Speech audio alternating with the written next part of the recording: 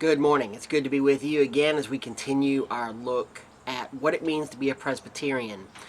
And again, we are now moving into a section based on our statement of faith, which says in the essentials we have unity, in the non-essentials we have liberty, and in all things we have charity. So I want to look at another non-essential element, and it's actually a non-essential part of an essential element, and that is the sacraments.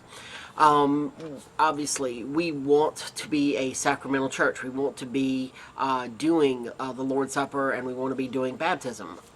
But within of those two elements, two things, we have some freedom on how we do those things. And so, for instance, with baptism, almost every Presbyterian church that I've ever attended and been a part of has a little baptismal font that they pull out, bring up front to do a baptism by sprinkling. Normally, it would be in the case of an infant baptism. We strongly encourage infant baptism within the Presbyterian denomination because we believe that the promises are covenantal promises. They are promises that pass down through the generations. Now, the sign of baptism is not a term called baptismal regeneration. Just because you've been baptized does not mean you're automatically saved. It's not a get-out-of-jail-free card or anything like that. But what it is it is a symbol that, that God is making a promise to the parents are making a promise to God on how they're going to raise kids. But we also believe in believers' baptism. Often it's the case where you have an individual who reaches a certain age of reason or whatever else and can make a proclamation on their own, and maybe they weren't baptized as a child, or they were christened in some other denomination. And of course there you get some, anyway, that's a whole nother subject. But we have some freedom on that. So we've got believer baptism, infant baptism. But mode of baptism is one of the ways in which we can have some freedom. Obviously, sprinkling is performed in almost every Presbyterian church, like I said.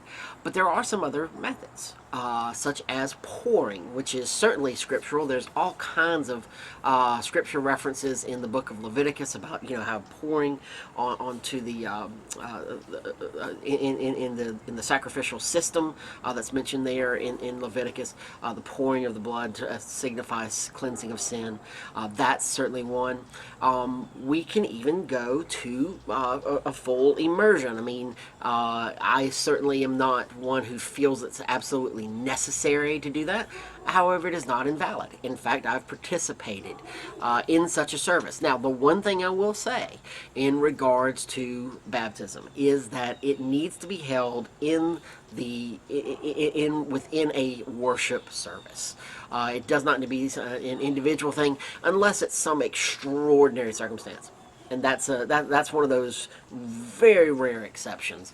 But for the most part, it needs to be held in a worship service. And so the one service where I got the opportunity to baptize two of the youth in my group, we were having a church picnic, and part of that picnic involved a worship service towards the end of it. And so we just incorporated the baptism within that, and go out on the lake and do all that, and got scared by a snake. But that's again another story. So we have some freedom within that. We have the liberty to make some choices on how you do things like that. Also, we have the choices on the Lord's Supper. Obviously, we should be doing it, but there's nothing written in our constitutional works that say you have to do it in this manner. And so there's some freedom there. And again, you could have the freedom of how many times you do it. There are some churches who celebrate quarterly, so they're doing it 4 times a year. There's some who do it monthly, like we do at Hope. That's 12 times a year. Some churches do it every week. If you were asking Krishan his personal opinion, by the way, personal opinion, this is not the opinion of the leadership at Hope Presbyterian. This is just Krishan. I love weekly communion for a lot of different reasons.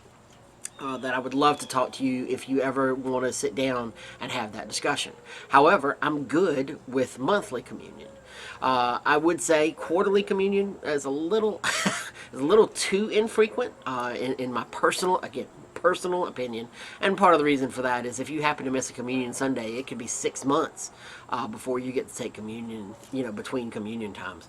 That's another subject. But then we also have some freedom and liberty in the actual elements of what you do. Right now, most churches are, because of COVID, kind of using that little thing where it's all come one little package, the little wafer, and then the grape juice or wine. Easy for me to say. But in a normal circumstance, some do bread, some do a whole loaf, and people just come up and tear off. Some people bake their own. Some people do the wafer. There are churches that do grape juice only. There are churches that do wine only. And there's churches that do a mixture of wine and grape juice.